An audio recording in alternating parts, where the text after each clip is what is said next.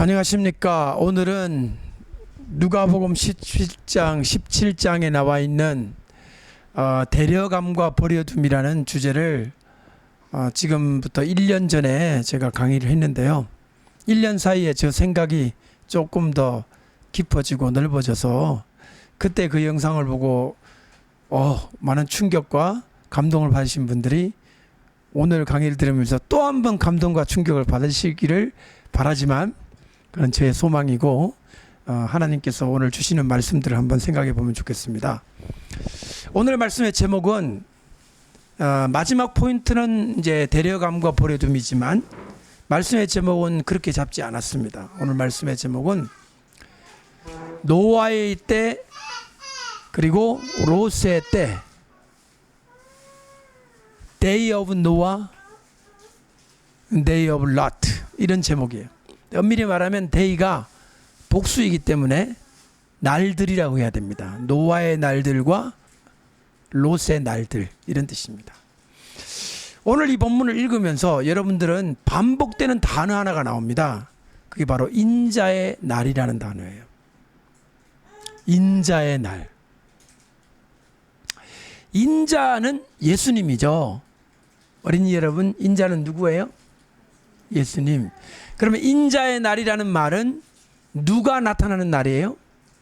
그렇죠. 예수님 나타나는 날이죠. 그런데 인자의 날, 인자의 때라는 단어가 여기에 몇 번 나오는지 아세요? 읽으면서 헤아리지 않았지만 헤아려 본다면 최소한 5번 이상 나오는 것을 알게 될 것입니다. 제가 지금 얼핏 보겠습니다. 22절에 뭐라고 되어 있냐면 인자의 날 하루를 보고자 하되 나와 있죠. 첫 번째 인자. 24절에는요 인자도 자기 날에 그러하리라. 두 번째가 등장을 합니다. 그 다음에 세 번째 30절 26절 또 인자의 때에도 그러하리라. 이렇게 26절 나와 있고요. 그 다음에 30절에 인자가 뭐하는 날? 나타나는 날. 이렇게 되어 있습니다.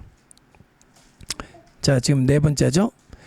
자, 이렇게 인자의 날이라는 말이 계속 반복되어 나오는데 여러분들이 오늘 이 본문을 통해서 이 날이 바로 예수님의 재림의 날이라는 것을 여러분들이 알게 될 거예요. 따라합시다. 예수님의 재림의 날. 인자가 나타나는 날. 자, 그러면 이제 인자가 나타나는 날 이제 데려감을 당한다. 이거 속칭 이제 휴거를 얘기를 하는 거잖아요. 자, 그런데 예수님은 다른 말씀도 하셨어요. 바로 그 다른 말이 바로 노아의 때라는 말입니다. 그리고 노아의 때라는 말하고 롯의 때라는 말입니다. 먼저 22절 한번 보시죠. 다 같이 읽어보실까요? 시작. 또 제자들에게 이르시되 때가 이르리니 너희가 인자의 날 하루를 보고자 하되 보지 못하리라. 한번 따라해 보시죠. 인자의 날 중에 하루를 보지 못하리라. 원문에는 그렇게 되어 있어요. 여러분, 우리말 성경에는 뭐로 되어 있냐면 인자의 날 하루라고 되어 있죠. 그러니까 인자의 날 이꼬르 하루 이렇게 되어 있잖아요. 근데 원문은 그렇지 않아요. 인자의 날이 있고요. 이건 하루가 아니라 여러 날이 있는데 from the days, 그 날들 중에 하루, 이 날은 하늘문이 열리는 날이에요. 하늘문이 열리고 예수님이 내려오시는 날이에요. 그거를 못 본다는 말이에요. 다시 한번 보십시오. 22절 여러분 다시 한번 읽으시겠습니까? 시작. 또 제자들에게 이르시되 때가 이르리니 너희가 인자의 날 하루를 보고자 하되 보지 못하리라. 인자의 날 하루를 본다는 겁니까? 못 본다는 겁니까? 왜 그럴까요? 왜 못 볼까요?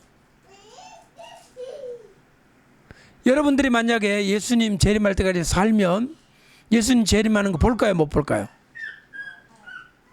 보잖아요. 근데 왜 못 본다고 했을까요?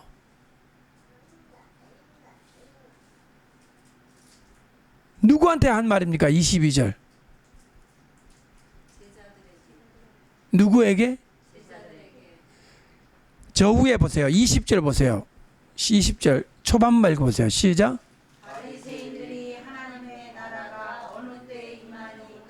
자, 20절은 누가 물은 거예요? 22절은 누구예요? 예수님 제자들에게 말했죠. 예수님 제자들에게 너희들은 내가 나타난 날 볼 거다 이래야 되는 거 아니에요? 너희들은 나를 믿는 자니까, 바리새인이 아니고 나를 믿는 자니까 내가 나타나는 날을 너희들은 볼 거야. 볼 수 있을 거야. 용기를 가져. 이래야 되는데 못 볼 거야.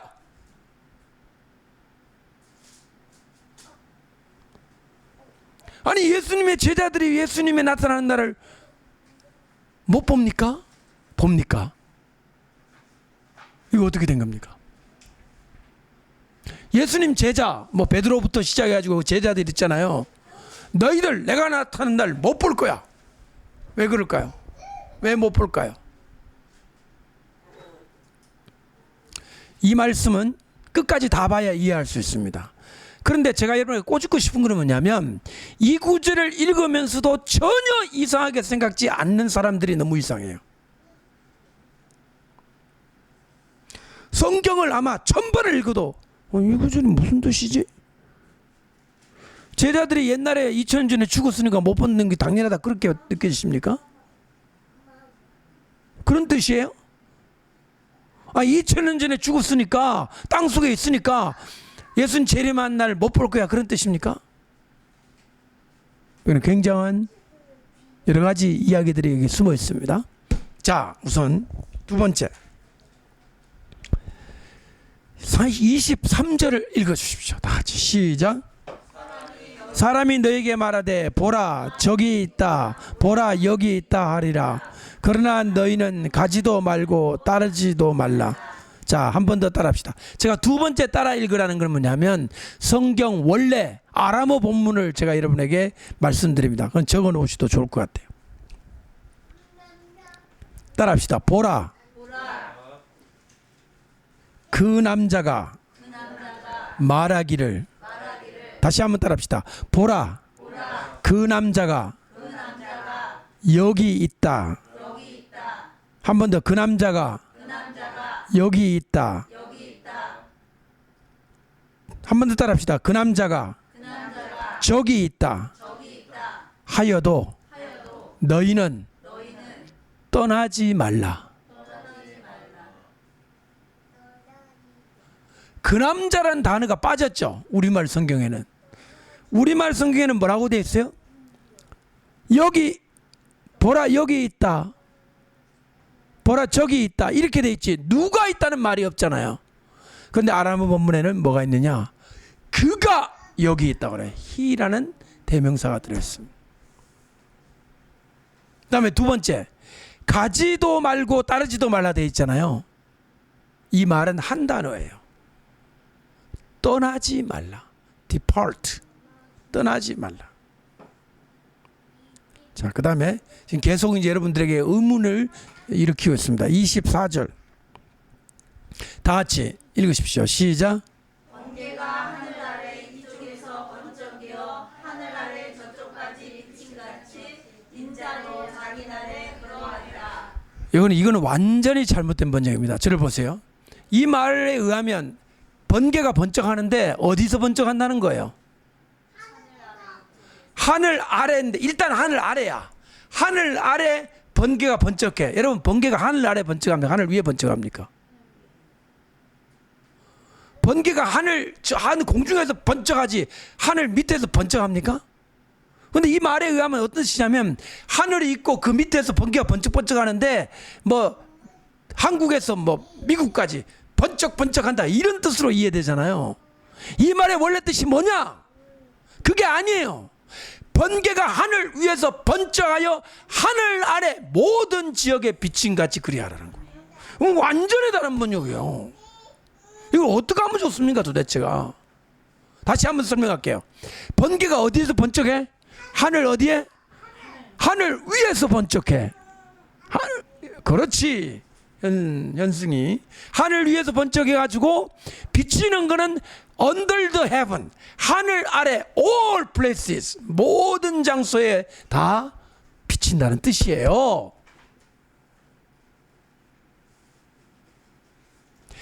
이쪽에서 이쪽으로 비치는 게 아니라 위에서 아래로 비치는 거예요. 자, 예수님의 재림이 미국에서 한국으로 오십니까? 예? 예수님의 재림은 하늘 위에서 문을 열고 이 땅으로 내려오십니까? 나는 이런 충격적인 장면을 볼 때마다 괴로워요. 도대체 정말로 제가 왜 책을 지금 집필을 중단을 현재 하고 있느냐, 바쁘기도 하겠지만 하다 보니까 아람어 본문을 알지 못하고는 이 성경에 이 내가 알고 있는 게 진짜 아는 건가 정말 고민이 되는 거예요. 여러분 매주일마다 지금 예수님 말씀을 원래 아람어 본문으로 지금 여러분 보고 있습니다. 아람어 본문으로 아마 예수님 말씀을 이게 공부하는 이거는 아마 저 아람 지역 시리아 말고는 아마 전 세계에 없을 것 같습니다. 이번에 아이시스가 막 사람 죽이는데 거기가 바로 5천 명이 예수님 당시 아람을 그대로 살고 있는 인간 문화재들이 아직도 살고 있어요. 거기는 기독교인이에요. 그 사람들이 이슬람에 완전히 미움을 받는 마지막 지구상에 남은 아람어 스피킹 크리스찬들이 거기 살고 있는 거예요. 그 다 죽이려고 지금 전쟁 일으켰잖아요. 근데 트럼프 왕이 나타나서 트왕이 나타나가지고 지금 미사일 쏴가지고 지금 해결 국민에 접어들었잖아요.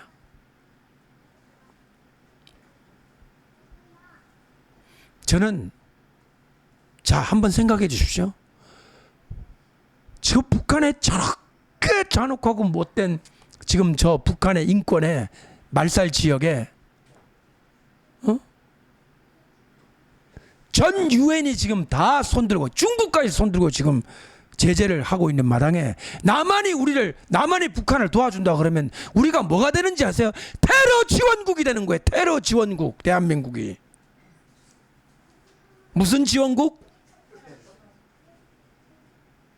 만약에 이번에 정상회담 했어요? 갔어요? 나 뉴스를 못 봤는데 미국 갔어요? 정상회담 아직 안 했어요? 만약에 트럼프가 이렇게 말하면 어떡합니까? 미스터 프레지던트 문, 당신은 테러 지원국의 대통령이 되고 싶소? 나 이 말 한마디 했으면 좋겠어요. 등에 식은땀 쫙 나게. 국제사회가 다 지금 공조를 해가지고 지금 저 북한을 지금 압박하고 있는데 우리만 뭐 못 도와주고 난리를 치면 테러 지원국이 되잖아요. 한미 공조 이거하고 상관없는 거예요. 한미 공조하고는 테러 지원국이 되면은요 이건 끝이에요. 우리나라도. 내가 오늘 아침에 말씀을 좀 준비한 차원에서 이렇게 산책을 좀 했거든요. 산책을 하면서 막 속에서 이 생각이 나오는 거예요. 화이트하우스에 문 딱 걸어 잠그고 당신하고 나하고 말인데 내가 얘기하겠다. 당신이 지금 테러 지원국의 대통령이 되고 싶소라고 트럼프한테 얘기를 들으면 등에 식은땀 쫙 나겠군. 그 생각이 모르게 번개처럼 스치는 거예요. 트럼프 형님이 좀 해줬으면 좋겠어요. 그렇게.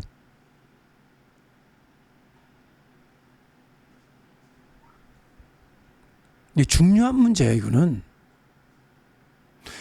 더불어민주당의 일이 아니에요. 대한민국의 운명이 걸려있는 문제라고요.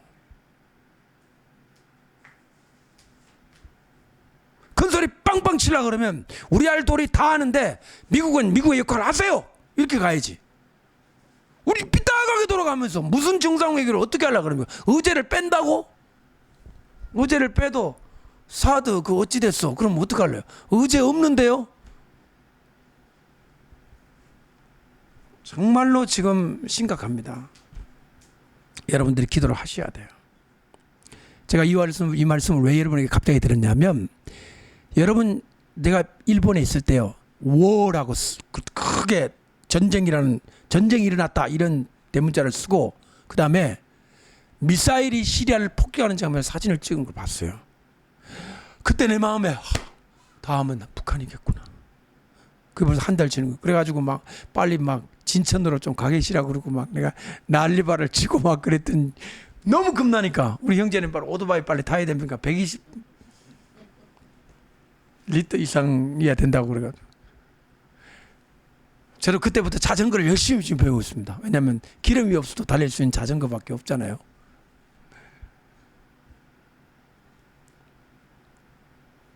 미국의 현 대통령 트럼프 대통령은 절대로 말만 하고 끝낼 사람이 아닙니다. 나는 그 사람이 약간 협상용으로 이랬다가 세게도 했다가 약하게도 했다 하지만 그는 행동하는 사람이에요. 시리아에 누가 오바마 8년 동안 한 번도 못했던 걸 한 방에 쏴버렸던 사람이에요. 지금 우리 정신 차려야 돼요. 1,000만 명의 목숨이 걸려 있습니다. 북부 지역 서울 지역에. 그래서 북한의 장사정포 있잖아요. 한 100군데 이상 되는지 어딘지 모르겠어요. 그걸 전부 일제 미사일로 가격 안 하면 그 포탄이 쏜 포탄이 서울에 다 떨어지는 거예요. 1,000만 명 이상의 목숨이 걸려 있는 거예요. 지금 이 세기 100년에 한 번 나올까 말까 하면 중요한 지금 작전들이 지금 나는 밤만 되면 마음이요. 밤 되면 제 마음이 지금 어느 부대가 어디로 이동하고 있지? 지금 벙커에는 무슨 작전을 짜고 있지? 저 혼자 걱정하고 있어요. 제가 청와대 안보실장도 아닌 것이 동탄 지역 민방위대 안보실 위원도 내가 아니에요. 나 그런데도 막 걱정이 돼가 어떻게 아무 걱정 없이 잠을 잘 수 있는 것이야? 지금 우리나라가 생긴 지 지금 최고 위기가 우리 앞에 지금 있거든요. 6.25 사변 때보다 더 심각한 지금 중요한 시기에 있단 말이에요. 지금 미사일이 안 쏘아졌을 뿐이지. 우리가 지금 하나님 말씀을 배우는 것도 이 위기의식을 가지고 좀 배워야 되겠어. 손 조심하세요. 손 찍으면 안 됩니다. 자, 25절. 드디어 25절 다 같이 시작. 그러나 그가 먼저 많은 고난을 받으며 이 세대에 버림받아야 할지니라. 따라합시다. 이게 두 배 따라하는 거는 이제 성경 본문이에요. 이 족속에게 따라하십시오. 이 족속에게 멸시를 느낄 준비를 해야 한다. 이게 예수님의 진짜 말씀이에요. 이 족속은 이스라엘 민족에게 멸시받을 그 멸시받음의 느낌을 받을 준비를 해야 한다. 근데 우리말은 그냥 고난, 그냥 이 세대, 그 이 세대 고난 받는다 그러니까 무슨 뜻이냐? 예수님 당시에 사람들 전 세계가 다 똘똘 뭉쳐갖고 나를 괴롭힌다. 이건 역사하고 맞지 않아요. 예수님이 이스라엘 백성 말고 어느 민족이 와가지고 예수님 괴롭혀. 중국 사람들이 예수를 좀 괴롭히자 그거 왔어요? 프랑스가 왔어요? 영국이 왔어요? 아무도 안 왔습니다. 여기에 세대라는 말은 그 시대를 사는 이 지구민 모두를 말하는 게 아니라 그 족속입니다. 레이스. 족속. 이스라엘 족속에게 그냥 고난이 아니에요. 예수님이 하신 말씀은 despise, 멸시받음의 느낌을 받은 걸 준비를 해야 된다. feel이라는 단어를 썼어요.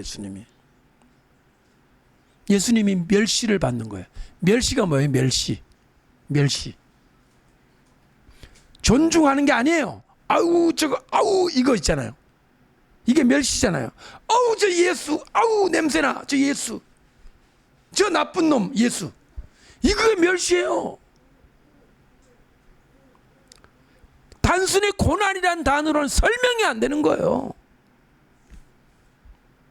제가 예수 믿을 때 별명이 뭐인지 아세요? 예수 꼬랑대기였어요. 꼬랑대기. 이 꼬랑대기란 말은 경상도 사투리야. 꼬랑대기. 이 경기도는 꼬랑지라 그럽니까? 꼬록지라 그럽니까? 뭐라 합니까? 충청도는 뭐라 그럽니까? 예? 꼬랑지? 우리 저 안성은 꼬랑지입니까? 꼬리는 표준말이잖아요. 근데 이게 꼬랑에다가 대기를 붙이면은 더 이렇게 낮춰서 하는 말이에요. 예수 꼬랑대기 간다. 우리가 교회 가면 저 예수 꼬랑대기 봐라. 예수 꼬랑대기가 뭐냐? 예수 뒤에 졸졸 끌어가는 꼬랑대기라는 거예요. 예수 꼬리.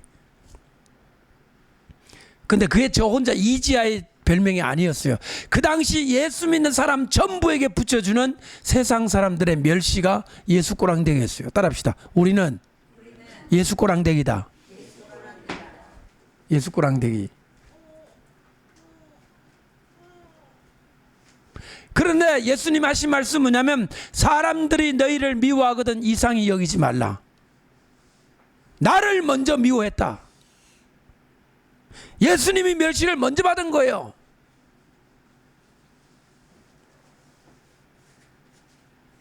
예수 형님이, 죄송합니다 표현을 이렇게 썼어, 우리 큰형님께서 제일 멸시를 받았기 때문에 아우들은 당연히 멸시 받아야 돼요.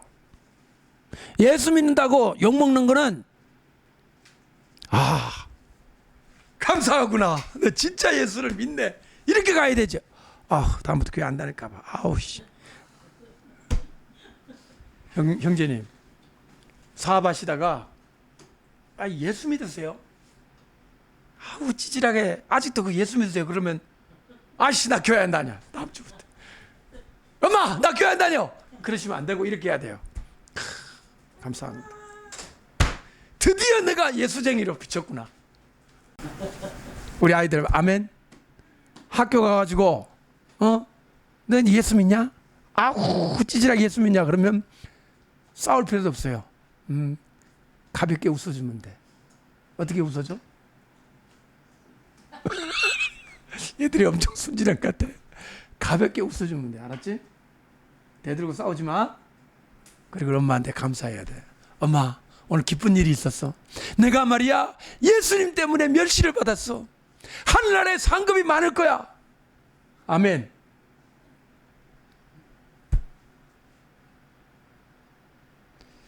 그러니까 저는 제가 왜 책을 못 쓰는지 이해하십니까? 난 우리가 읽는 요한계시록 이게 전부 다 아람으로 보면 다 어디가 빵꾸가 날지 알 수가 없는 거예요. 지금 제가 지금 책을 쓰려면요 철저하게 희랍적인 마인드, 유럽 마인드, 이태리 올리브 파스타, 독일 맥주, 프랑스 와인, 영국의 피쉬앤칩스, 그걸로 가득 차 있는 문화에 길들여진 냄새가 펄펄펄펄 나는 요한계시록이에요. 이것이 완전히 중동 아람 예수님의 그 느낌이 나는 계시록을 만들려면 저 아직 준비 안 됐어요. 심각합니다. 여러분 미국제 기독교가 나쁘잖아요. 미국제 영성 나쁘다는 얘기 들어봤죠? 유럽제 영성에서부터 모든 문제가 시작된 거예요. 기독교가 그냥 타락한 게 아니에요. 기독교가 좀 변질된 게 아니라 완전히 사단의 종교가 된 거예요. 그게 천주교예요. 사단의 종교가 되어버려요. 예수 이름 걸고 십자가 붙이고 마귀짓한 거예요. 저는 학자예요, 여러분. 저는 공부를 하고 신학을 하고 박사를 하고 공부한 사람입니다. 제가 이 말을 표현하기까지 얼마나 많이 검증을 했겠어요. 그냥 하는 말이 아니에요.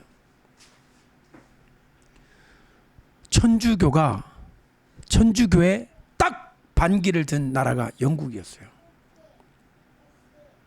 영국에서 킹 제임스 책이 나왔어요. 영국이란 나라가 보통 나라가 아닙니다. 그 영국에서 뭐가 나오냐? 미국이 나왔잖아요. 미국이 없었더라면 전 세계 선교가 가능했겠습니까? 미국이 없었더라면 우리나라 예수 믿는 23살의 청년 두 사람이 우리나라에 와가지고 1884년에 와서 호방지 풀어 화장지를 써야 되는 그 시대에 우리나라에 와서 가정 고생을 다하고 오늘날 이렇게 많은 예수 믿는 사람을 만들었습니다. 미국 때문에. 우리 크리스찬들은 미국에 대해서 하나님 축복과 기도를 하는 이유가 그들의 민족 때문에 우리가 구원을 받았고 6.25 사회도 우리를 도와줬고 5만 명의 청년들이 이 땅 속에 묻혀가지고 20몇 살 나이가 얼어서 죽은 사람도 많아요. 너무 더운 지역에 살다가 플로리다 온 청년들은 영하 30도 중강진에 가지고 얼어 죽었어. 얼마나 불쌍해요. 그 아이들도 엄마가 있었고 아빠가 있었어. 코리아가 어딘데 우리 아들이 가서 죽었단 말이야. 5,000명도 아니고 5만 명이에요. 5만 명. 5개 사단이 없어진 거예요. 5개 사단이. 사단병력 하나가 10,000명이잖아요. 그래 죽은 사람들이 이 땅에 있기 때문에 우리가 미국에 대해서 그런 마음이 있는 게 정상이에요. 근데 미국 가면 완전히 원수가 미제 이 앞잡이 원수들. 초등학교 산수책에 미제가 5마리가 왔습니다. 3마리가 죽였습니다. 몇 마리가 남았습니까? 이거 가르친 게 북한 산수책이야. 그렇게 미국을 싫어하는 거예요. 최초로 여러분 국가적으로 천주교의 반기를 든 게 영국입니다. 영국은 천주교 아니에요. 성공회예요. 로마의 교황의 모든 권위를 부정한 겁니다. 굉장한 용기 있는 나라예요. 그 나라가 그 세계가 전부 교황에 다 산하에 신음하고 있는 나라에 그때에 영국이 그랬던 나라예요. 신학적으로는 독일이었어요. 루터였어요. 루터는 95계제를 발표하면서 로마 교황이 틀렸다. 로마 교황은 이단이다. 제가 박사를 루터로 받았어요. 확실하게 루터는 적그리스도라고 말했습니다. 교황을. 이 루터와 이 영국은 정말 용기 있는 나라예요. 용기 있는 사람이었어요. 올해가 바로 루터의 종교개혁 500주년이 되는 해예요. 아마 비텐베르크에 10월 30일 날 밤에는 아마 난리 날 겁니다. 저는 반드시 그 현장에 있어야 됩니다. 10월 30일 그날 아침에 붙였거든요. 그러니까 30일 날 밤에 저는 뜬 눈으로 비텐베르크 성문 앞에 서 있을 겁니다. 500년 후에나 찾아오게 될 어마어마한 행사가 일어납니다. 근데 예수님 재림이 그 전에 아마도 올 것 같아갖고 이게 아마 마지막이 아닐까 싶어요. 그만큼 중요한 행사가 바로 올해 2017년에 있는 거예요. 보세요. 따라합시다. 이스라엘에게 버림받아야 하리라. 예수님이 그렇게 말씀하셨습니다. 보세요. 이 세대에게 버림받아야 하리라. 자, 이제 우리 오늘 설교 제목대로 26절에 특별히 나옵니다. 26절 시작.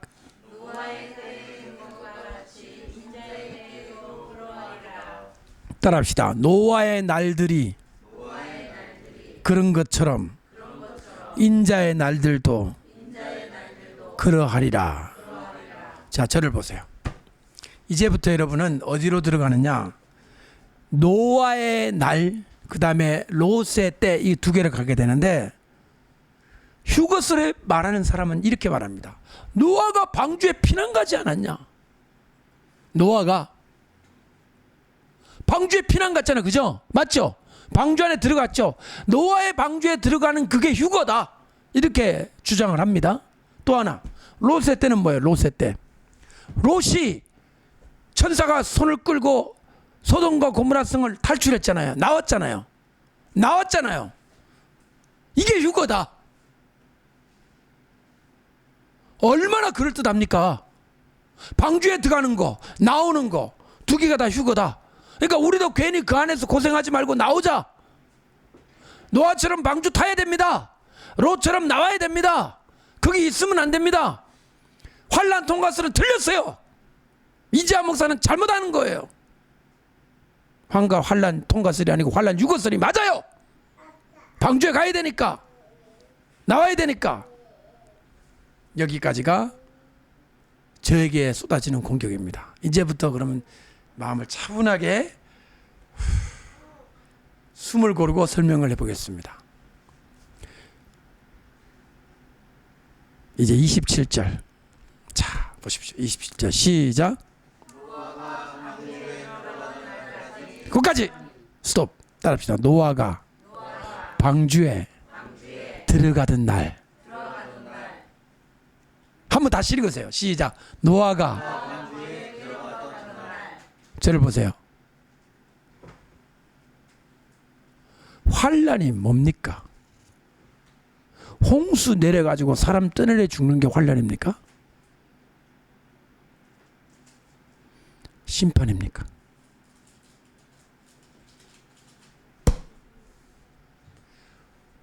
우리가 요한계시록에서 발견하는 환란은 뭡니까? 뭡니까? 무슨 환란입니까? 뭐 못 먹는 겁니까? 홍수 나서 죽는 겁니까? 지진 나서 죽는 겁니까? 환란이 뭡니까? 환란의 정체가 뭡니까? 666 아닙니까? 666. 짐승의 표를 받을래 안 받을래? 이거 아닙니까? 노아 방주 들어가고 쏟아지는 이 홍수가 666입니까? 자, 예수 믿는 사람 집에는 홍수가 난다. 예수를 안 믿고 적그리스도를 믿으면 홍수 안 보낼게. 그런 겁니까? 노아가 방주에 들어가고 난 다음에 일어나는 일은요, 계시록에서 말하는 환란이 아니라 심판입니다. 이제는 이 세밀한 차이를 느껴보세요. 사람들은 무조건 어떻게 생각하냐? 홍수가 와, 환란이네. 무섭다. 올라가자, 빨리 방주 타야지. 그게 환란이야.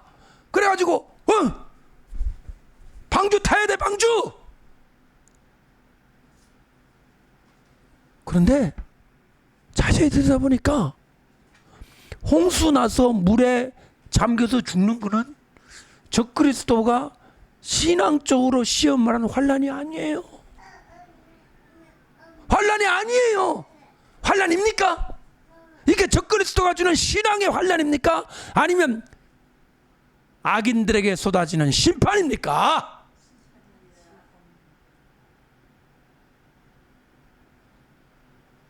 저는 아주 명료하게 보이거든요. 오늘 아침에 제가 산책을 했다 그랬죠. 제 산책법은 비밀리에 하겠습니다. 저희 교학실장이 아마 제 산책하는 장면을 동영상으로 찍어서 아마 곧 올릴 텐데 여러분이 굉장히 충격을 받고 굉장히 재미있을 겁니다. 이 지구상에 극히 요즘 팔로워가 한 명 생겼습니다만은 동탄에 아주 특이한 방법으로 산책을 합니다. 그때 저는 많은 생각을 하거든요.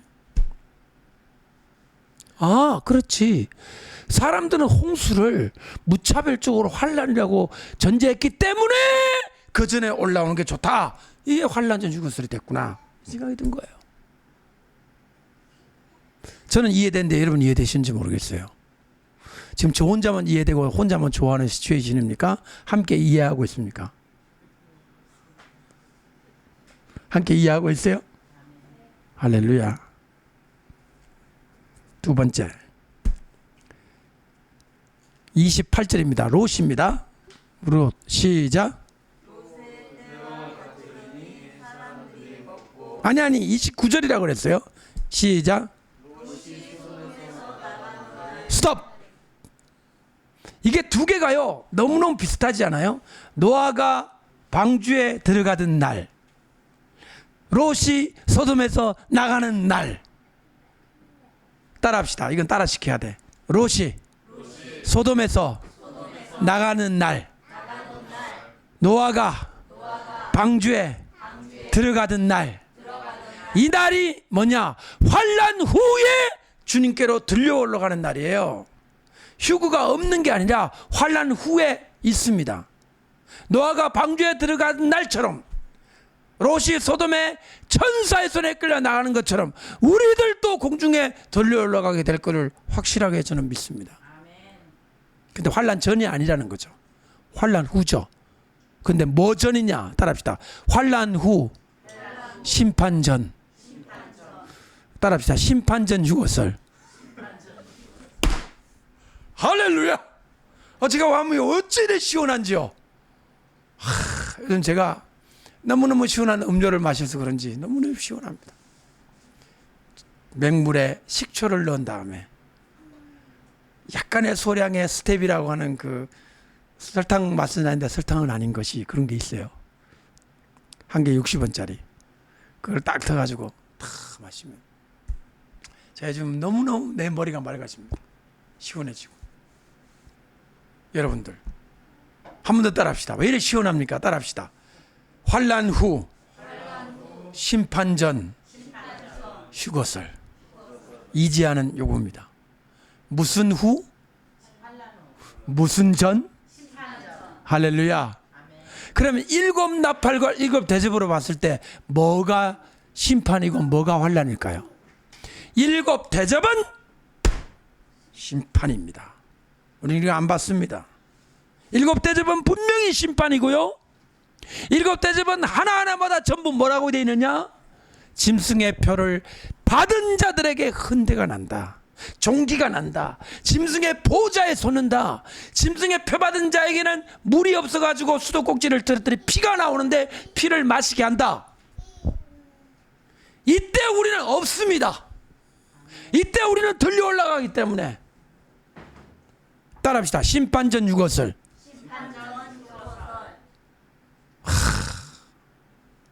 여러분 이런 것들을 이렇게 공부를 하고 나서 책을 써야 되는 거 아니겠냐고요. 여러분 이해되시겠습니까? 제가 깨어러서가 아니에요 지금. 자 그러면 이제부터 봅시다. 재밌는 게 있어요. 노아가 방주에 들어간 날까지 사람들이 뭐 한다고 돼 있죠? 뭐 있죠? 예, 다 알고 있죠. 그 다음에 롯이 소돔에서 나가는 날까지 사람들이 뭐 한다고 돼 있죠? 먹고 마시고 사고 팔고 심고 지고. 자 이거 보겠습니다. 아니 먹는 게 왜 이렇게 자꾸 나옵니까? 그래서 지금 방송이 먹방이 지금 나오잖아요. 먹방. 먹고 따라합시다. 먹고 마시고 이것까지는 공통이에요. 둘 다. 노아도 그렇고 저기 뭐도? 롯도 그래요. 그 다음부터 약간 분위기가 달라지거든요. 자 노아부터 봅시다. 먹고 마시고 그 다음 뭐라고 하죠? 따라합시다. 장가가고 시집가더니. 자 이거를 아람어 본문으로 읽어주겠습니다. 너무 저는 충격받았습니다. 저를 보세요. 따라합시다. 따라하세요. 여자를 취하고 여자를 취하고 남자를 줄 것이다. 남자를 준다 그러니까 남자를 누구한테 줄까요? 남자 말고 누가 있으니까? 여자가 있으니까. 그러니까 여자한테 남자를 주는 거를 뭐라고 그래요? 뭐? 이거 딸 부자니까 남자가 앞으로 왔어. 그래 네가 당신이 지혜를 사랑합니까? 예 정말 사랑합니다. 그래 지혜 줄게. 가지고 가. 이거는 여자를 준 거니까 여자를 누구한테 주는 거예요? 남자한테 준 거니까 이거는 해당이 안 되죠. 남자를 주는 거는 뭐냐면 현성이를 주는 거야. 저는 현성 씨를 사랑합니다. 그러면 우리 할머니하고 아버님, 어머니께서 우리 현성 씨 데리고 가세요. 그럼 남자를 어떻게 하는 거예요? 준 거예요. 시집이라는 단어는요. 한국 사람 혹은 미국 사람 현대 문화에 맞게 남자를 주다는 단어를 결혼이라는 개념 전제 아래 갖다 붙인 거예요. 근데 지금 잠시 한번 생각해 보세요.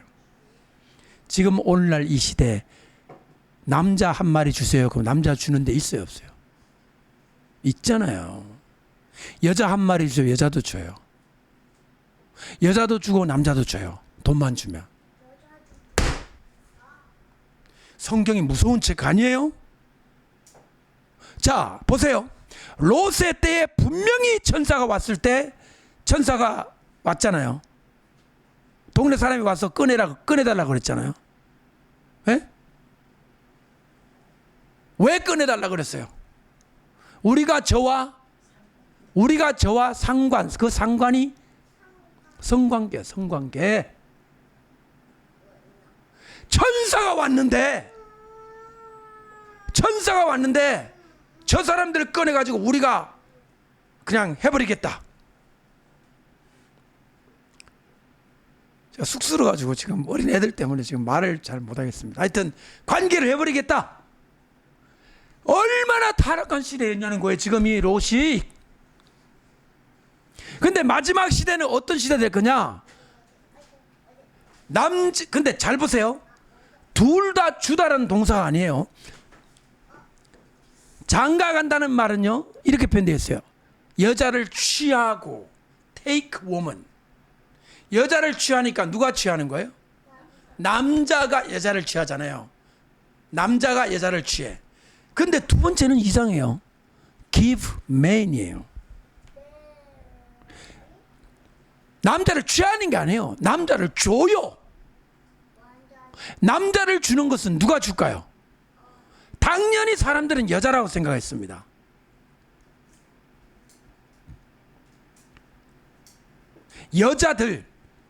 여자들이 장사를 하는 거예요. 집에 남자 몇 마리를 기르면서 손님이 오면 이렇게 주는 거예요.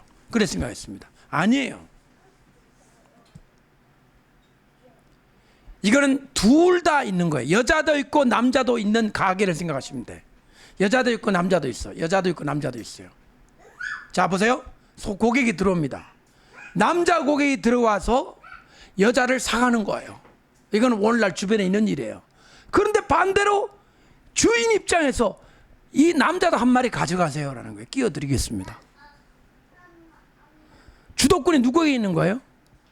고객에 있는 게 아니라 이 장사를 하는, 남자 여자 장사를 하는 섹스 인더스트리, 성매매를 하는, 운영하는 주인 입장에서 남자를 준다는 거예요.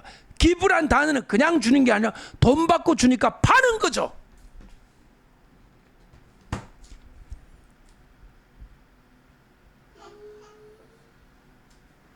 그동안 묻혀 있었던 거예요. 이 장가하고 시집이라는 단어 속에서 이 시대의 악함이 묻혀 있었던 거예요. 사람들 어떻게 생각했냐?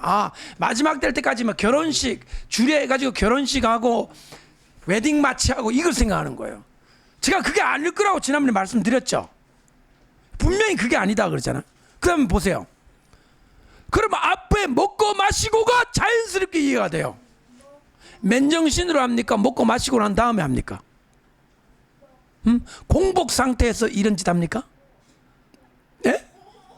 공복 상태에서 잔뜩 굶어가지고 목마른 상태에서 여자 취하고 남자 취합니까?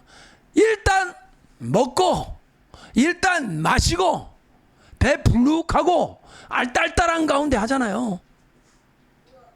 그러니까 먹고 마시고 이게 삼박자가 딱 어우러지는 거예요.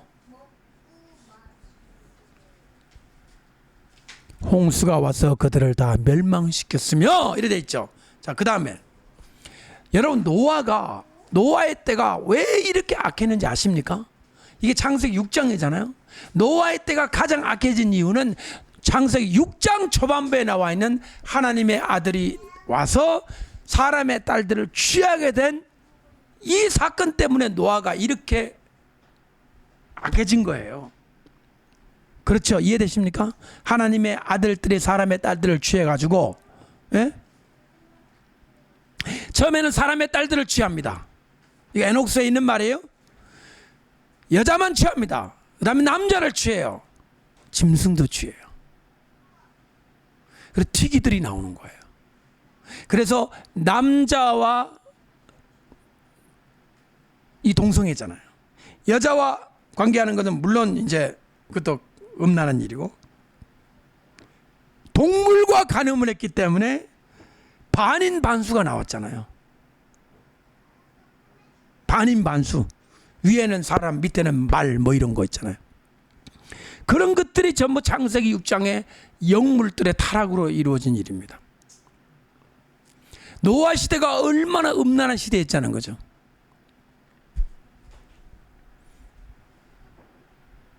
여러분, 지금 유럽 있죠. 유럽. 덴마크 막 이런데 수간이 그렇게 많대요. 수간. 그러니까 동물 이렇게 샵이 있는데 남자 고객이 들어가면 동물이 있는 거야. 여자라도 남자라도 만족이 안 돼가 이제는 동물을 해야 되는 거야. 동물.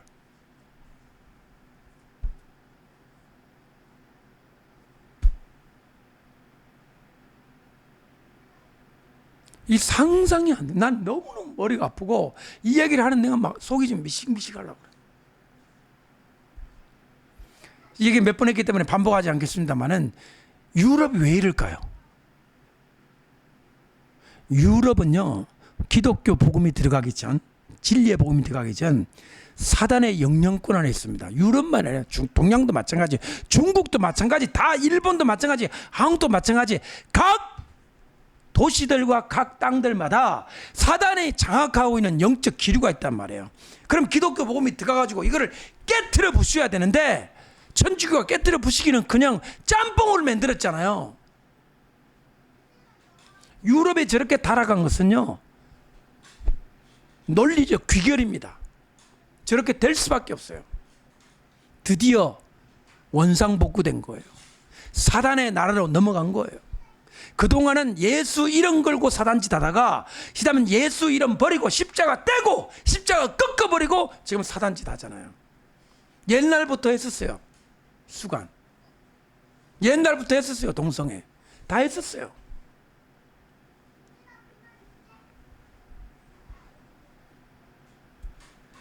이게 노아의 때예요. 노아의 때. 근데 하나님 뭐라고 하시느냐? 하나님이 보시니까 노아의 시대가 너무 음란함으로라고 돼 있을 줄 알았어요. 저는 아니에요. 그때 창세기를 보시면 음란하고라는 말이 아니라 강포하다 그랬어요. 강포. 강포란 단어는 치고 받고 세우고 막 화장실 끌고 가고 얼굴 죽사발레가 눈땡기 만들고 그게 강포야. 주먹 쓰고 막 이런 거 있잖아요. 저는 그렇게 알았어요. 그러니까 음란이 아니라 강포다. 아닙니다. 이 강포는 음란한 강포요. 강포하는 폭력적 음란이에요. 저 이제 그 상황이 이제 더 이제 눈앞에 생생하게 그려지는데 잘 들으세요. 돈을 주고 성매매하는 정도는 이것도 음란하지만 이거는 얕은 수준이에요. 노아의 시대에 하나님이 문제를 삼은 음란은 강포, 폭력. 너무 슬프고 너무 기가 막히고 하나님이 참을 수 없을 정도의 분노를 일으킬 수밖에 없을 정도의 폭력적인 음란이었습니다. 폭력적인 음란. 폭력적인 음란. 값을 치르고 음란하는 게 아니에요. 포르노 동영상 보는 게 아니에요. 이거는 강포가 아니잖아요. 자기 몸에게는 강포가 될지 모르고 그 성매매하는 여성한테는 강포가 될지 모르죠. 하루에 손님을 막 10명씩 받고 막 100명씩 받으면 막 그기가 부어가 腾腾 터져가지고 많이 막 강포가 되겠죠. 그러나 이건 그게 아니에요. 권력자들에 의한 권력에 의한 폭력적 강포입니다. 남자도 저는 군대가 앞으로 군대에 만약 이걸 허용하잖아요. 이미 지금도 근무서거나 이런 거 할 때 국왕 선교를 강요하는 고참들 때문에 탈영하고 싶은 그 군인들 얘기를 우리는 알고 있습니다. 국왕 선교도 지금 그 정도 심각한데 뭐라? 학문 선교라? 이거는 우리나라 국군을 완전히 망가뜨기로 작정한 그거죠. 절대 허용해서는 안 되는 거거든요. 노아의 때에 강포했습니다. 여러분, 이 말씀에 의하면 앞으로 시대가 어떻게 될까? 앞으로 시대요? 저를 보십시오. 지금 같은 마일드한 음란이 아니에요. 마일드, 온건한 음란이 아니고요. 폭력적인 음란이 될 거라는 거죠. 그러니까 성관계를 하는 자가 있고 당하는 자가 있는데 굉장히 착취적이고 짓밟는 정도의, 근데 그게 허용이 되는 사회. 이게 어떤 사회일까요? 지금 허용이 안 되죠. 그런 것들은 법으로 금지하고 있잖아요. 근데 로마 시대 때나 이런 시대 때는 주인과 노예가 있어서 노예는 주인의 놀이개였죠.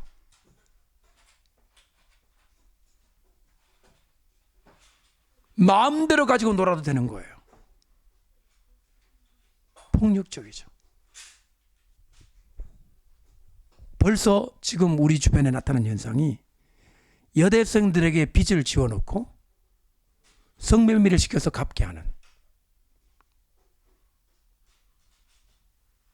여대생 대출 알아요? 여대생 대출? 돈 잔뜩 빌리게 해놓고 못 갚게 만들어 놓고 한 번 성매매 할 때마다 얼마씩 까주는 거 지금 벌써 있잖아요. 있습니다, 대한민국에. 그럼 앞으로 마지막 시대는 어떻게 될 건가? 무슨 얘기하고 싶으냐면요, 빚지지 마십시오. 빚지는 자는 이 폭력을 써도 할 말이 없는 사회가 오게 될 것입니다. 지금은 회생도 가능하고 파산도 가능하고 그 다음에 추심을 저녁 9시 이후에는 못하게 되어 있고 그런 법이 있잖아요. 인간의 인권을 보호하는. 근데 어느 순간 아마 제 생각에는 전쟁 이후로 생각됩니다. 뭔가 사회가 극도로 혼란한 이후, 재난 이후, 인권 따질 여력이 없을 때 전 세계가 갑자기 짐승같이 폭력적인 사회로 노아의 때처럼 될 거다 이 말이죠.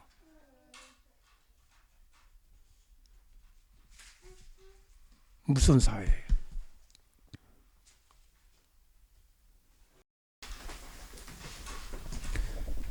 강포한 사회, 폭력적 음란이 허용되는 사회. 28절, 이번엔 로스 때는요 먹고 마시고가 아니에요. 먹고 마시고가 아니고 그 다음 먹고 마시고 다음에 뭐가 있어요? 한 번 더 뭐하고? 자, 총 사고 팔고 심고 집을 짓는 네 가지 단어가 나오거든요. 사고 팔고 경제활동이잖아요. 그 다음에 심고, 심는다 그러니까 뭘 심는 게 생각이 나요? 옥수수 심고 감자 심고 고구마 심고 그런 게 생각이 나죠? set up, establish. 이 심는 게 식물을 심는 뜻이 아니고요, 무엇인가의 기초 공사를 하는 거예요. 기지를 만드는 거예요. 셋업을 하는 거예요. 그렇게 해놓고 그 다음에 뭘 해요? 집을 지어요. 빌드를 하는 거예요. 마지막까지 적그리스도 나타나가지고 예수님 재림 때까지 절대로 망하지 않을 사업이 하나가 있는데 그것은 바로 건설업입니다. 집 짓는 일이에요. 예수님 말씀해놨잖아요. 그러면 지금부터 제가 여러분들에게 돈 버는 방법을 알려드리겠습니다. 이 마지막 시대에도 불구하고 절대로 망하지 않고 돈 버는 방법 있는데, 첫 번째 먹는 일, 먹는 장사하세요. 두 번째 마시는 장사하세요. 꼭 술을 아니어도 됩니다.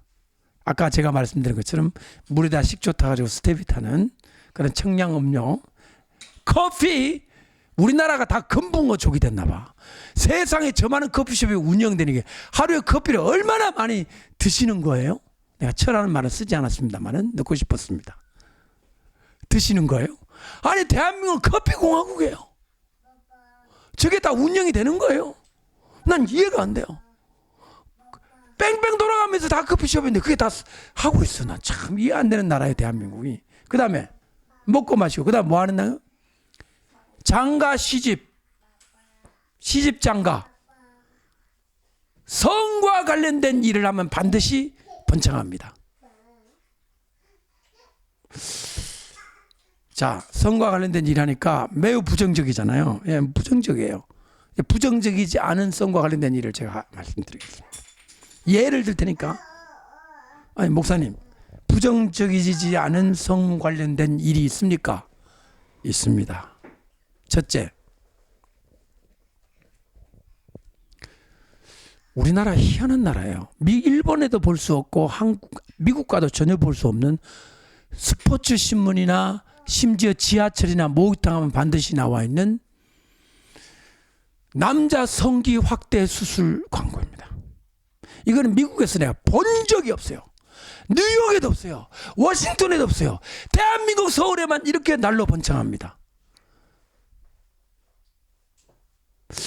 이야, 나 일본에도 없어요. 동경 오사카에도 없어요. 어디에만 있다? 한국에만 있다. 전에 비뇨기과 의사 선생님들은요, 소변 잘 나오세요?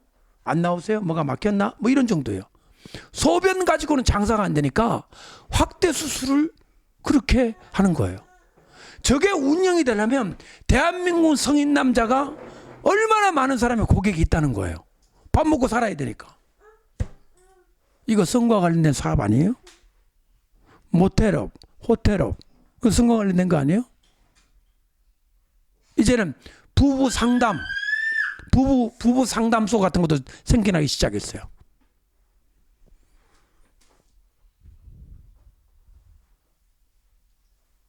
여러분, 어떻게 보면 제가 지금 약간 좀 비아냥 섞인 말일 수도 있지만, 어떻게 보면 우리가 지금 살고 있는 이 시대가 몹시 비정상적인 사회라는 거죠. 특히 아까 제가 언급한 그런 부분은 정말 아직까지도 이해가 안 됩니다. 우리나라가 이렇게, 특히 우리나라 한국 남자들이 이렇게 활발한가? 활발하신가? 아니, 미국에도 없고, 아니, 일본에도 없는 게, 아니, 중국에도 없는데, 아니, 우리나라만 이렇게 많다는 거예요. 어떻게 생각하십니까요? 난 이해가 안 돼요. 아직은 여자는 없어요. 여자 뭐 그런 거는 광고가 나온 게 별로 없어요. 앞으로 여자까지 나오면 이제 망할 것 같아요, 나라가.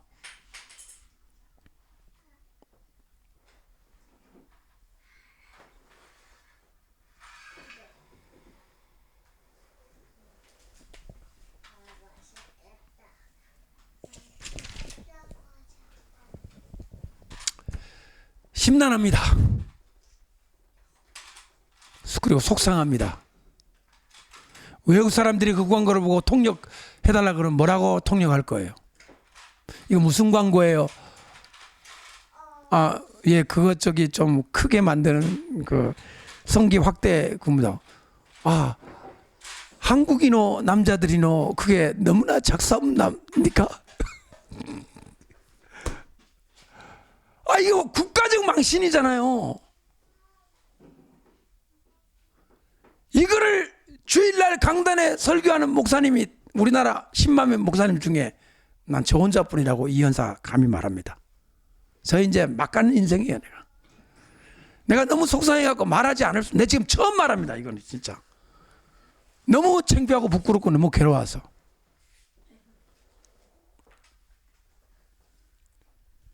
OECD 국가에 1등 하는 게 그거네요, 보니까. 아마 전 세계 1등이죠. OECD 1등이면.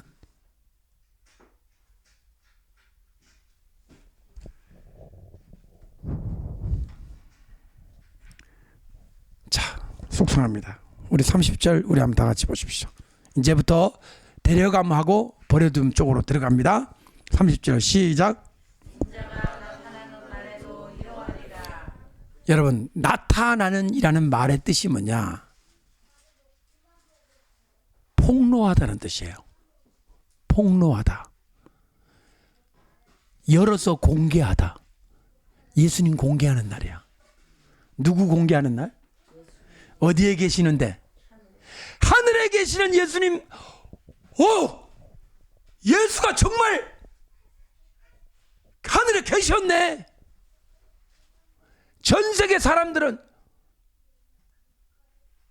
이럴 줄 알았으면 예수 믿을 걸. 드디어 나타난 날이에요. reveal이라는 단어, reveal. 계시하다는 뜻이잖아요. reveal에서 revelation이라는 단어 나왔고, revelation R자를 대문자로 하면 그게 교환 계시록이 되는 거예요. 계시된다. 나타난다는 말이 강하지가 않아요. 우리나라 나타난다는 말이. 폭로, 공개, 열어젖히고 드디어 그 정체가 우리 눈앞에 드러나는 이거를 말하거든요. 이해되십니까? 그 강한 단어라고 이게. 그냥 짠 하고 나타난다. 이런 쇼업 이런 뜻이 아니에요. 굉장히 강렬한 단어입니다. 위빌이라는 단어예요. 그날에 자, 아직도 제가 이건 아직도 공부해야 될 부분인데요. 뭐라고 나왔냐면 31절 읽어보세요. 시작. 그날에 만일 사람이 지붕 위에 있고 그의 세간이 그 집 안에 있으면 그것을 가지려 내려가지 말 것이요 밭에 있는 자도 그와 같이 뒤로 돌이키지 말 것이니라. 여러분 지금까지 일평생 살면서 지붕 위에 몇 번 올라가 보셨어요? 지붕 위에 몇 번 올라가 보셨냐고요? 저는 한 번 올라간 것 같아요. 어릴 때 장난친다고 한 번. 이정군 올라가 본 적 있어요? 근데 예수님은 사람이 별로 올라가지도 않는 지붕 위에 있고 지붕 위에 왜 올라갔어요? 저는 여기서 제가 모를 것이 뭐냐면 예수님이 말씀하신 지붕이 뭘까? 이 지붕이 저를 보십시오. 이스라엘에 가시면요 지붕이 이거예요. 다 지붕이 이거예요.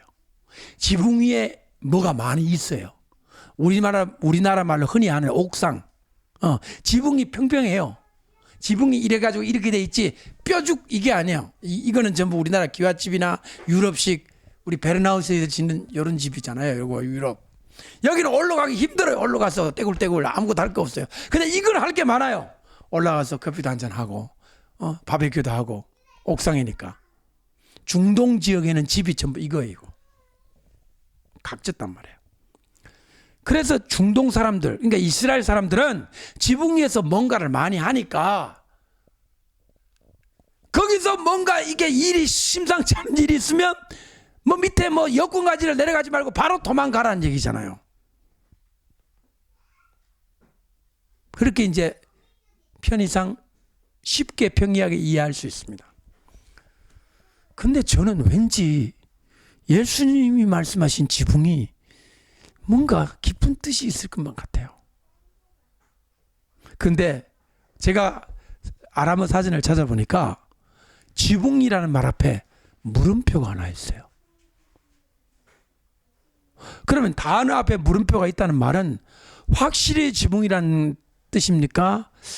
지붕이라는 뜻 같은데 아직 의문의 여지가 있다는 겁니까? 예수님이 정말 지붕을 말한 것인지 아니면 다른 걸 말했는지는 아직 잘 몰라요. 연구를 해봐야 됩니다. 이러다 보니까 밭에 나가 있는 자, 밭까지도 이제 의심이 되는 거예요. 밭도 밭일까? 우리가 말한 진짜 뭐 옥수수 심어놓고 뭐 감자 심어놓은 그런 밭을 말할까? 아니면 다른 뭔가를 말할까? 지난번에는 우리가 두 남자가 밭에서 일하는 거를 사역자라고 얘기를 했잖아요. 그러니까 이것도 뭔가 연구 안 했으니까 상상을 하겠습니다. 이분은 잊어버려도 좋습니다. 한번 제가 예를 들어 보겠습니다. 들어보세요. 지붕 위에 뭐가 있을 것 같아요? 바베큐 구워 먹는 차콜 구우는 연기 쏠쏠 오는 그 장비가 있고 탁자 안에서 커피 마시고 있는 장비가 있을 것 같은 생각이 들잖아요. 이스라엘 사람들이 집 밖에 지어놓는 건축물이 딱 한 가지가 있어요. 그건 계집이 아니에요. 뭔지 아세요? 초막입니다. 뭐를 지어놔요? 초막 왜 지어놓은지 아세요? 초막절 지키려고 지어놓는 겁니다. 근데 그 초막 지어놓고 구경용이 아니에요. 초막절에는 초막에 살아야 돼. 일주일간을. 전 가족이 어디에 살아야 돼? 멀쩡한 뭐 놔둬놓고 집 놔둬놓고 초막 위에 올라가서 얼마나 살아야 돼요? 저를 주목하세요. 자, 제가 지금 말한 거는 학문적으로 연구 결과에 입증된 게 아니라 우리가 한번 생각을 해보는 거예요. 예수님 말씀하신 지붕 위란 우리처럼 이게 뾰족한 지붕에 뭐 꿀뚝 청소하러 간 게 아니라 지붕에 뭔가 이스라엘 사람들이 가지고 있는 대표적인 구조물, 그게 초막인데 멀쩡한 집 놔두고 초막에 산다는 이 개념이 괜찮습니다. 뭘까? 생각을 하게 하는 거죠. 거기 있다가 그냥 나와라. 들어가지 말고. 집 안에 들어가지 말고. 그럼 일단 나와 있는 상태잖아요. 어쩐지 광야 느낌이 살짝 나는 거예요. 광야. 사실은 초막이 왜 초막을 짓냐면 이스라엘 백성들이 어디에 산 것을 추억하는 거예요? 40년 동안 어디 사는 거를? 광야에 사는 거를 추억하고 잊지 말라고 하나님 명령한 게 너희들 멀쩡한 집 놔둬놓고 초막 지어놓고 거기 살아라. 일주일 동안 자식들 데리고 고생해가면서 그래 너희 조상들이 초막 사는 거를 잊지 말으라는 그 내용이잖아요. 그럼 지붕이라는 것이 그런 뜻이 있을 수 있다는 거죠. 또 하나 밭이라 그랬죠. 밭에서 일하는 이 두 사람의 농부들도 어쩌면 광야에서 일을 하는 사역자로 보는 것도 무리가 없을 것 같아요. 그 다음 이제 바로 24절 34절로 넘어가겠습니다. 34절 시작.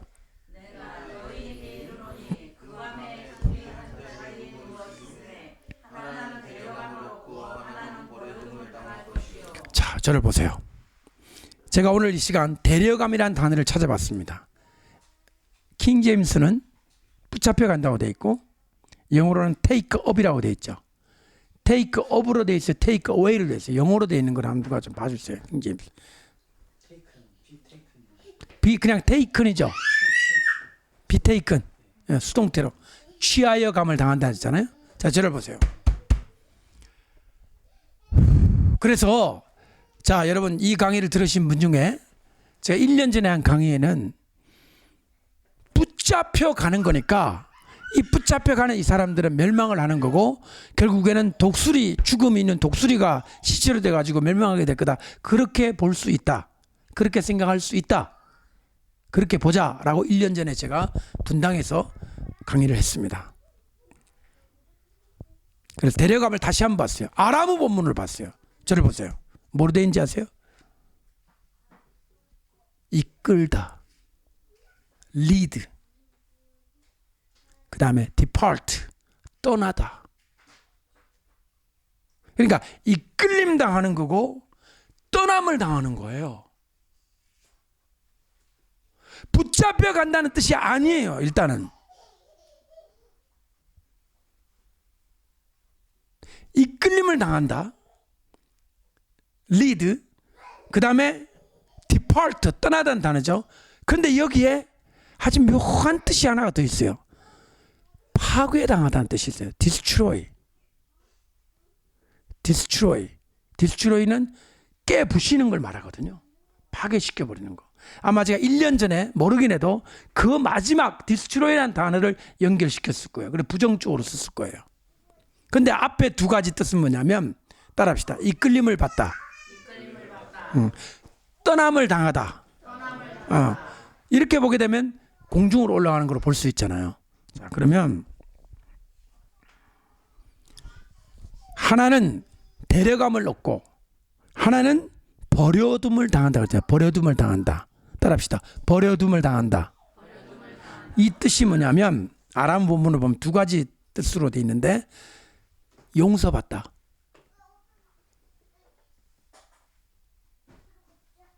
사함을 얻다 이런 뜻이죠. 사해 준다. 그 다음에 남는다.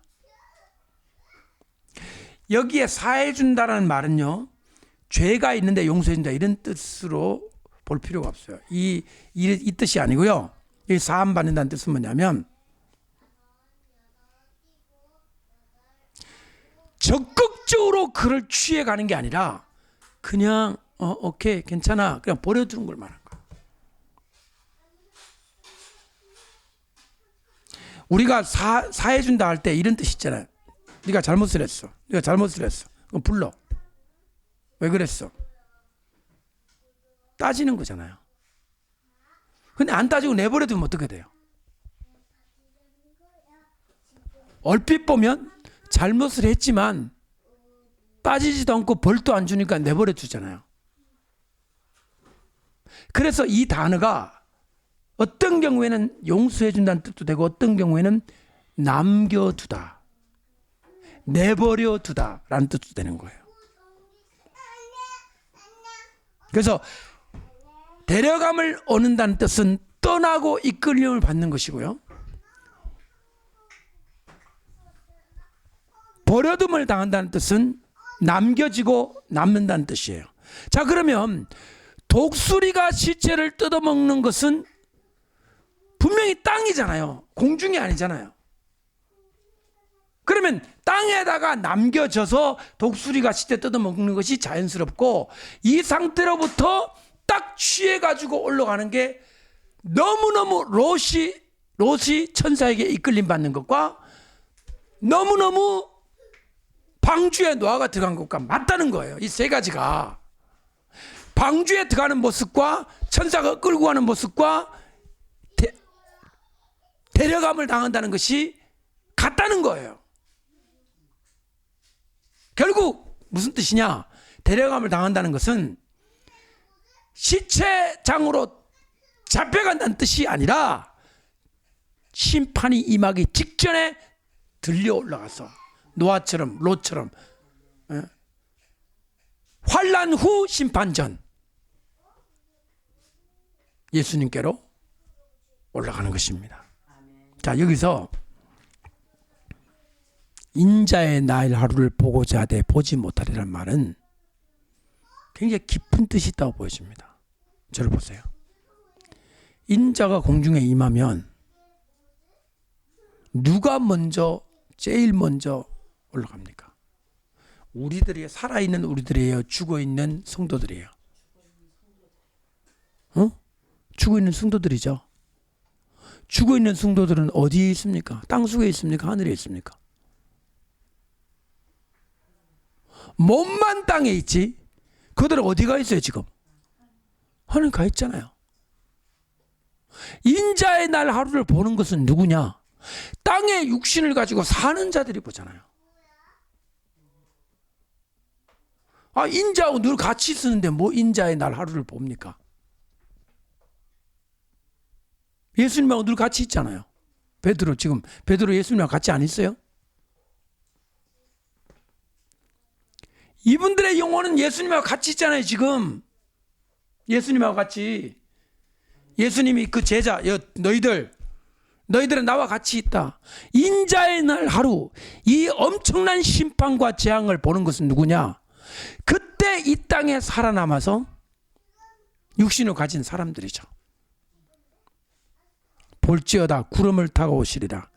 각인의 눈이 그를 보겠고 그를 찌른 자들도 보고 땅에 있는 모든 족속이 그를 인하여 애곡하리라. 이거 전부 누구예요? 땅에 있는 사람 중에서 누구일까요? 이스라엘 민족과 그 다음에 이방인들 중에서 통곡하고, 그렇죠. 그들이 보는 거죠. 우리는 일순간에 변화돼서 주님 앞으로 올라가는 거죠. 그러니까 예수님 이 말은 약간 코믹한 말이에요. 유머러스한 말입니다. 너희들 나의 영광스러운 재림의 날을 보고 싶으면 못 볼 거야. 왜? 늘 나랑 같이 있을 거니까. 이 말만 빠진 거예요. 간단한 말이 아니에요. 굉장히 깊은 데가 있는 말입니다. 그들이 37절 마무리합시다. 37절 시작.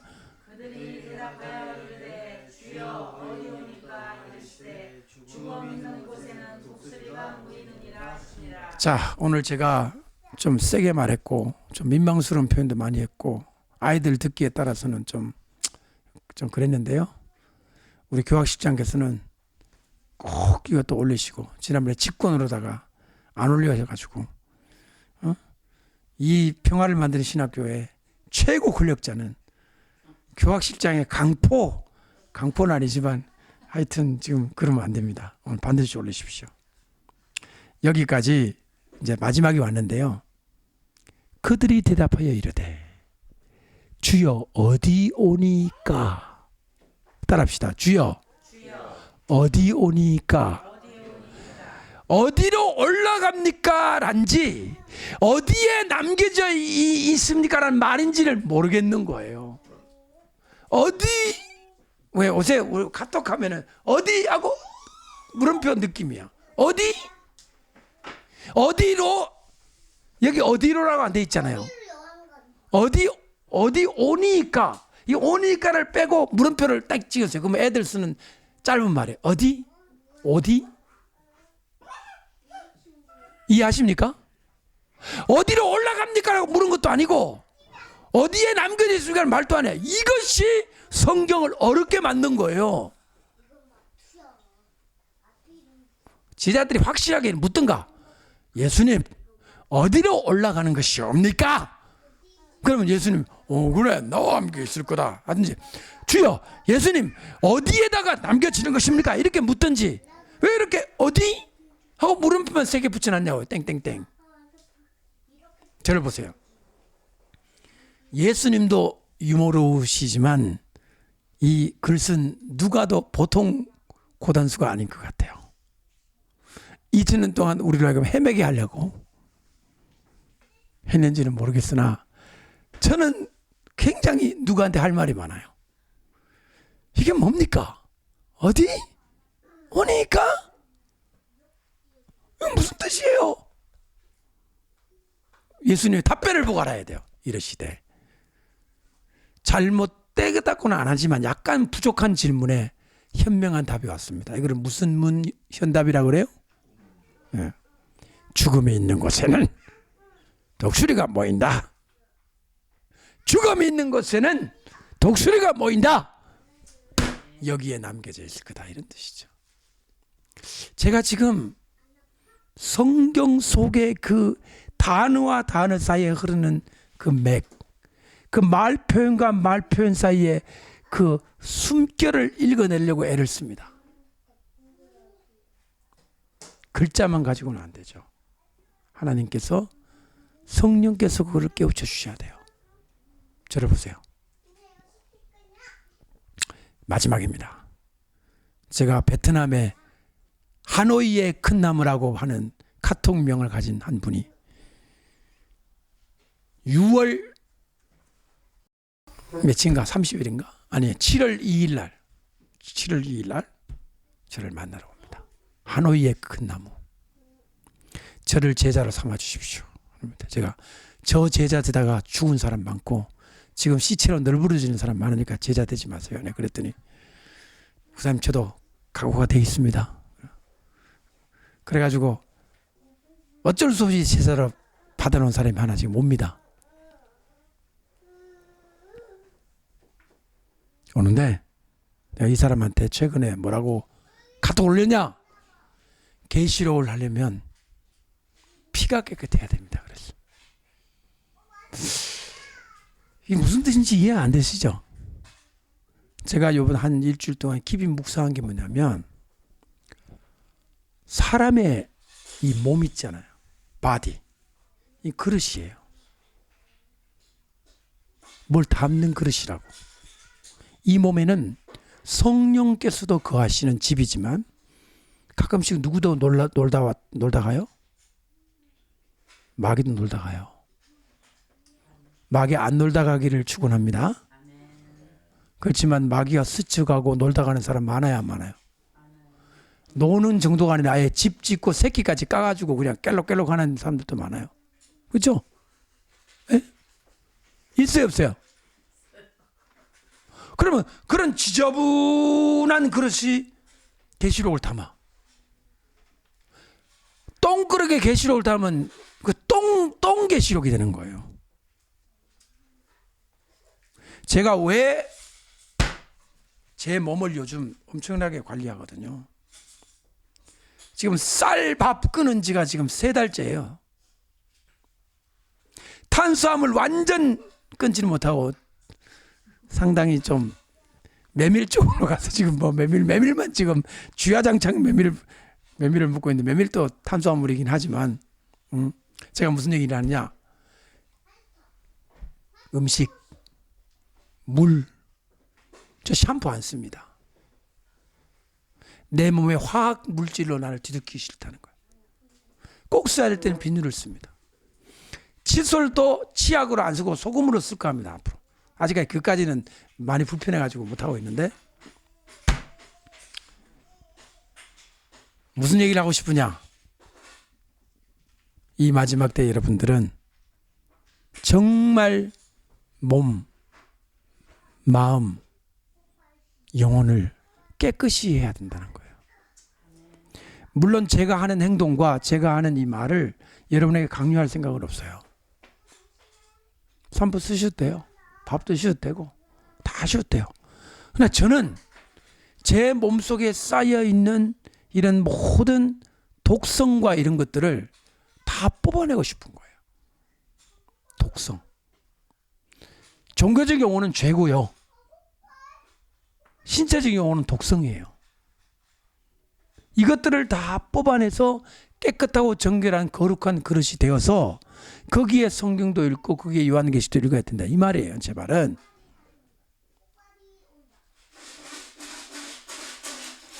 아무리 많이 배워도 진리에 이르지 못한 이유는 뭐냐면, 여러분의 영혼과 마음과 생각과 심지어 몸까지도 오염되어 있기 때문이에요. 여러분들이 앞으로 그런데 주의해서 예수님 만날 준비를 해주시면 좋겠습니다. 아멘. 기도하겠습니다.